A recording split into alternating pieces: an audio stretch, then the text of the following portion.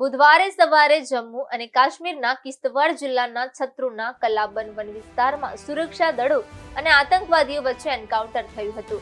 સત્તાવાર સૂત્રોએ જણાવ્યું હતું કે આતંકવાદીઓના ગોળીબારમાં એક સૈનિક ઘાયલ થયો હતો। તેને સારવાર માટે હોસ્પિટલમાં લઈ જવામાં આવ્યો છે।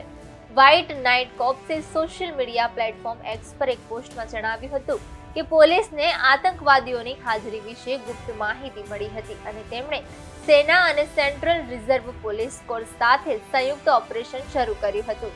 આ ઓપરેશનને ચતુર નામ આપવામાં આવ્યું છે। હાલમાં બંને તરફથી ગોળીબાર ચાલુ છે।